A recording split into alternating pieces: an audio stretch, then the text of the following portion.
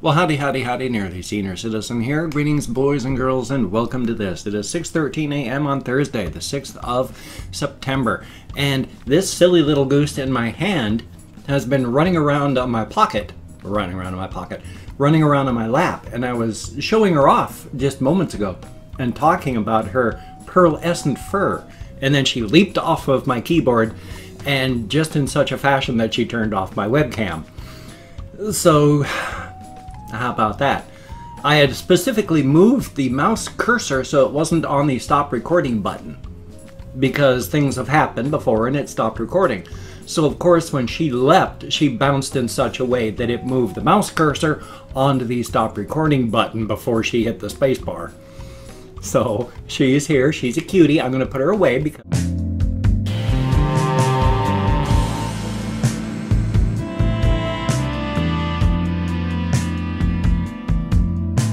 she's skittish, but she's a sweetheart.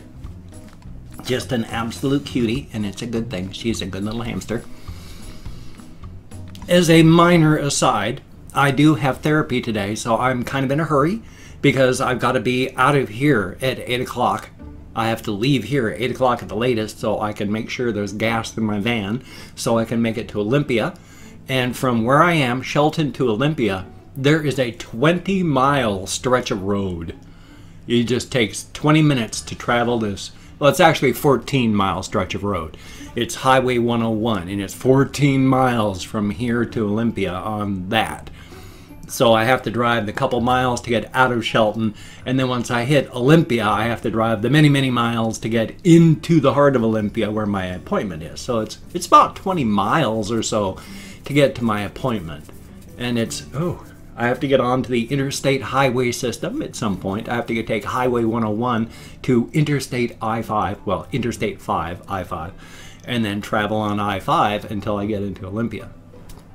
So thumbs up for that. So anyone who happens to live in California that takes Interstate 5 that goes north-south, well, hey, I take I-5 too. Except I've always lived on the Canadian portion of it. I've always lived 30 miles approximately, sometimes much, much less. In fact, once I lived right on the Canadian border, so close to the Canadian border that all you had to do was walk 2 blocks in the park and you were in Canada. So I've always lived close to Canada. I've always gone into Canada. We've made trips to Vancouver, BC all the time because I'm like, you get 30 miles south of the Canadian border, and then just Vancouver is just right over the border. And so people go to Vancouver all the time. And people from Vancouver come down in the other direction as well. That was my first and only of the day, I hope. The other big thing I wanted to talk about, oh, holy smokes. I have been watching my hair. My hair has been thinning. That's why it's shorter now, because I used to have this part of my hair used to be further down and thicker so that there was just, it rested in a great wave down here on my eyebrows. Way too thin for that now. So I keep it much, much shorter.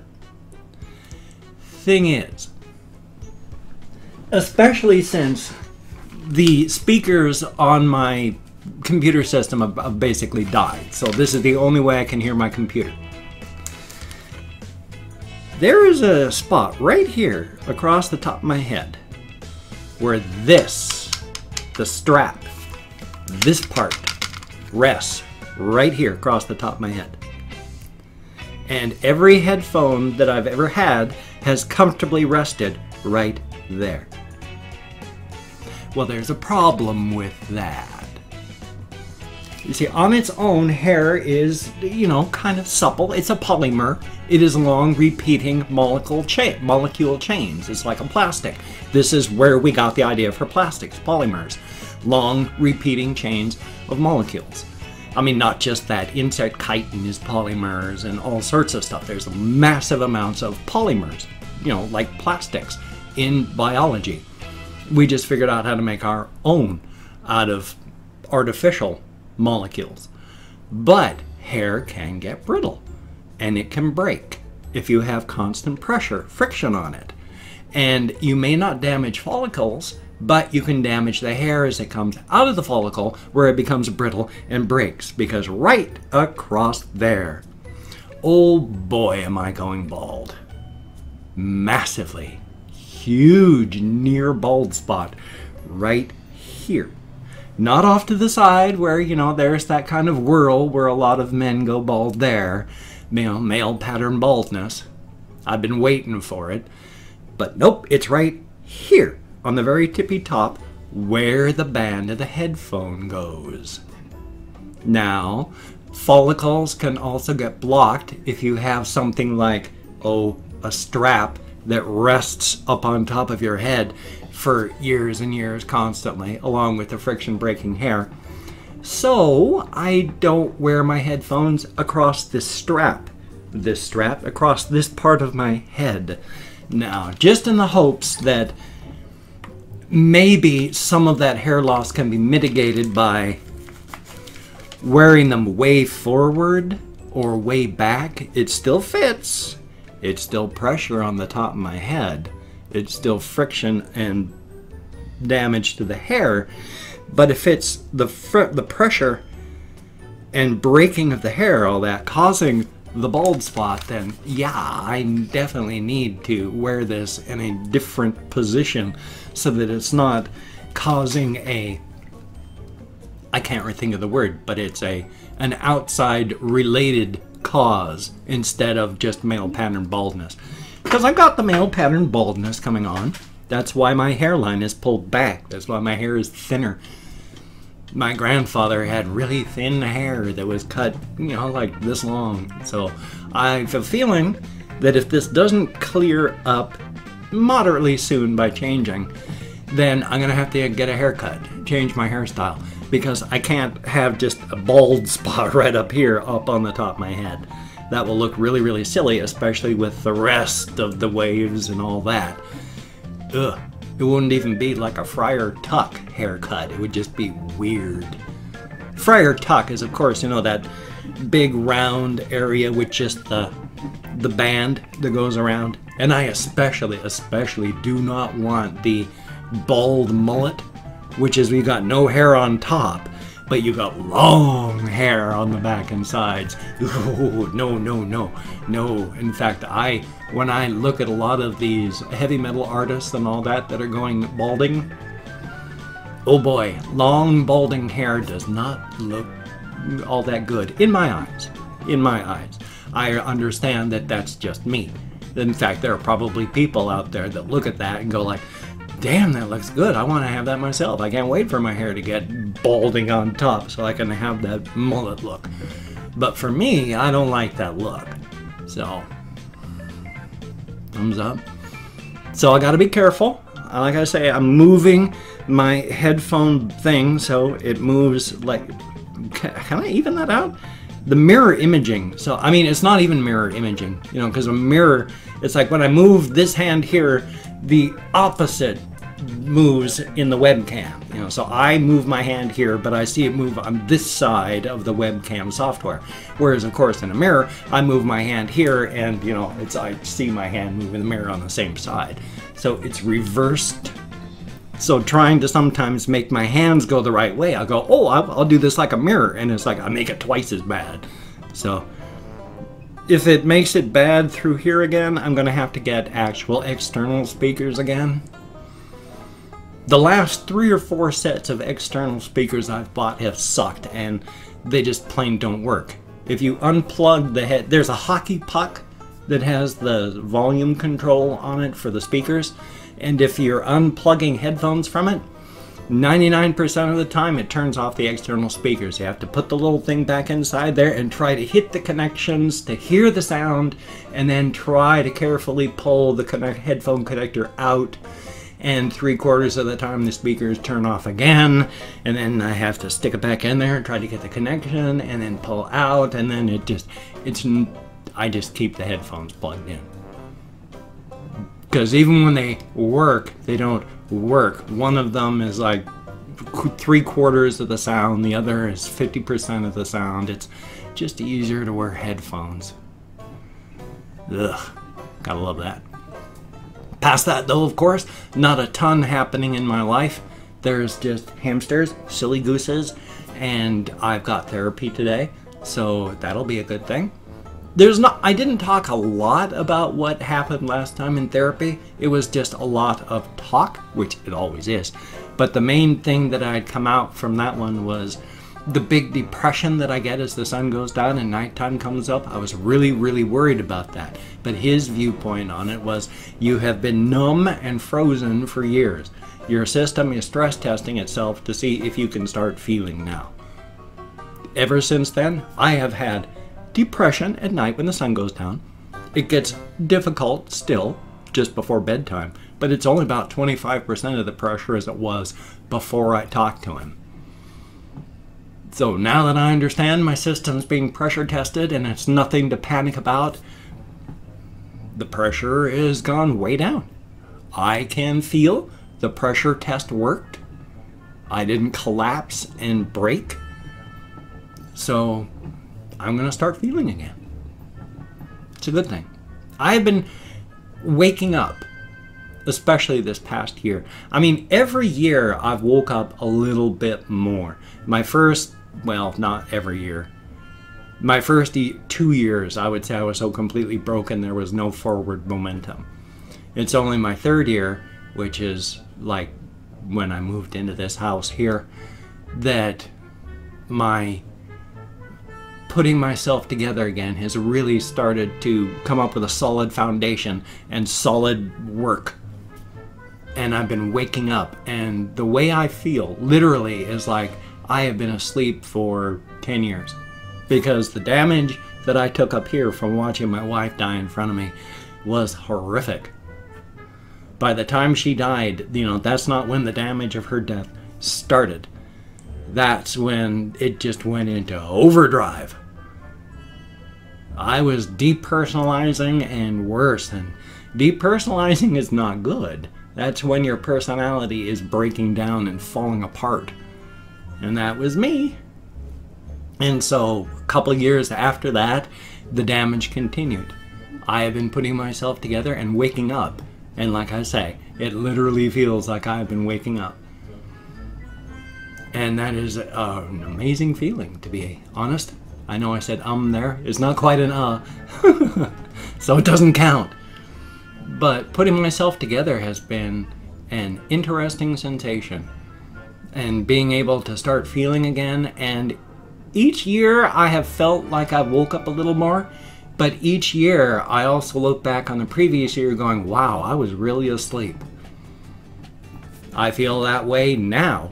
Last year, when, 1 year ago before this time, I felt like I'd been waking up. I look back on that now as in I was still deep asleep. How am I going to feel in another year? I may be looking back on this right now going, wow, I was still really asleep from the shock. I feel like I'm waking up. I can remember things a whole lot better, and I'm getting out among people and not freaking out as much, because beforehand I was getting out among people and it was just hurting and I was withdrawing, and I ended up just hiding up here, and that's why I knew I needed therapy. It was an accident getting to therapy, but once I started, I knew it was what I needed, and it's been awesome. It's helped me put myself back together. I was maybe 10% put back together when I started therapy. I'm now 25% put back together, and I think that's awesome.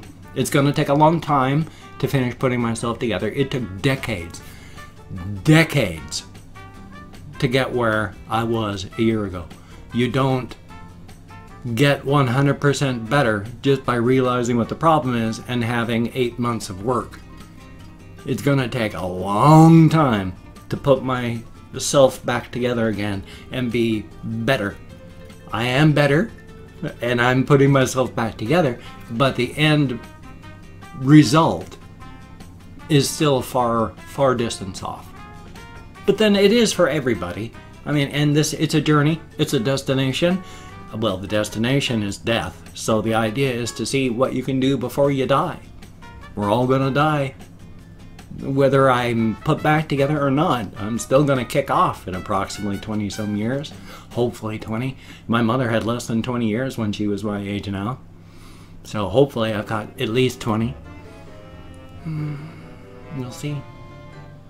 I also have a game channel if you'd like to check that out, if you like watching people play games, which, by the way, I don't know if I should play games like Suikoden for the channel, or Vandal Hearts for the channel, or Dragon Warrior 7 for the channel, using emulators or using my actual PS1 and then capturing the output.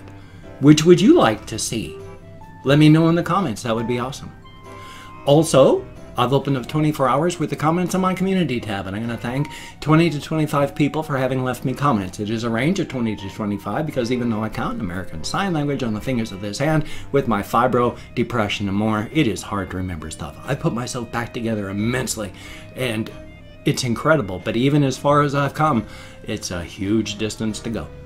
If I mispronounce a username, no disrespect is intended. I'm an American English speaker. We're not good at names, but I do my best. And I'm not going to read the comments right now. I'm going to read the comments afterward. Thumbs up each one I do. Answer as many as I can. But for right now, I'm just thanking you for having left a comment. So troll comment, wonderful comment, or indifferent comment, thank you for having left a comment. It is appreciated. Calling up my Chrome from somewhere. Faison, thank you very, very much. And Brian Glenn, Guthnurb. And Shaswat Chukla, thank you very, very much. Jen the Master, thank you very much. Greatly appreciated. Kathy Kitscat, I'm very sorry you're still having so many problems, but hopefully they will get better. Magdalene Creek, thank you very, very much. And Danila Lucer, thank you very much. York Richards, I don't know if it's York or York, but thank you very, very much. And my boy, thank you very, very much. Wiener Dog Dan, and then it looks, I can't tell what kind of lettering that is, but there is some form of non-English lettering after that. I wish I could pronounce that. I can't, but thank you. Some guy named Jamie, thank you very, very much. Gerardo Medina, greatly appreciated. Scott Johnson, thank you very, very much. Craig Beecher, thank you. Marvelous Marvin, greatly appreciated. Danny H-E-I-J-T, Height, I'm not quite sure how to pronounce that, but thank you. And Yeticus Von Whip, thank you very, very much. Ashley Carter, greatly appreciated. We have Gaming Bros, thank you very, very much. Ice Damon, always good to see you in the comments. And Darky, thank you very, very much. And Fabry, thank you very much. Sharks, I think it's 3. I always get mixed up when I go to 3, and I am so sorry. And Mr. Roach, greatly appreciated. And last but not least, we have Charlie Ace 19. Thank you all so very, very much. Greatly appreciated. As stated, you get me out of this dark, dank, wet, cramped skull and dealing with people out in the real world. Thank you so much. It is deeply, deeply appreciated. If you could check out my Amazon wish list, that would be very cool. Do not feel obligated. I do not feel entitled, but if you could check that out, that'd be awesome. We're heading into winter. It's going to start getting cold. There's kind of expensive space heaters, and I'm going to keep mentioning those because I don't want my hamsters to freeze and die. I don't have a space heater now. So if you could help me pick one up off the Amazon wish list, that would be awesome. My hamsters don't need to freeze. Thank you very, very much. Do not feel obligated. I don't feel entitled, but if you could check it out, it'd be awesome. I also have a whole bunch of links down there. Twitter, Facebook, GoFundMe, Patreon.com, Google+. If you could donate to my GoFundMe campaign or become a Patreon.com patron, like one of these beautiful and awesome people, that would be beautiful and awesome. But if you cannot donate, or you simply do not donate, I take all good wishes. I deposit them in the bank of my heart where I draw interest, so thank you very much. If you could toss me a like, I do appreciate all the positive validation I get from my existence. Definitely a good thing. And if you could subscribe to the channel, that would be very cool. Greatly appreciated. I would understand if you don't want to. I'm a niche entertainer. I'm not a vlogger, but I vlog daily. I'm not a reaction channel, but I have a reaction video to do daily. I'm not a gaming channel, but I've got game channels I do. I'm not a walkies channel, but I have walkies videos. I'm a scattershot channel here. It's weird, but if you're down with it, I will do my best to keep you entertained from now until the literal end of time. And that, my friend, is a very good thing. Well, son of a gun, I gotta get off to therapy here. So I've got to edit this video, and this ear always feels like there's like a hair twinging on it, just poking at it, and there's nothing there. It just always feels like there's a hair digging into it. I don't know why, but it's extremely annoying. Anyway though, am I going to have a reaction video today? I don't know. It depends on how I feel and what time I get back from therapy today, but I'm going to definitely hope to have a game video, hopefully a game video from my game channel, maybe live streaming if I don't fall asleep. So you take care. Have a great day today. I will see you on the flip side, my friend, and that is a very good thing. Thank you very much.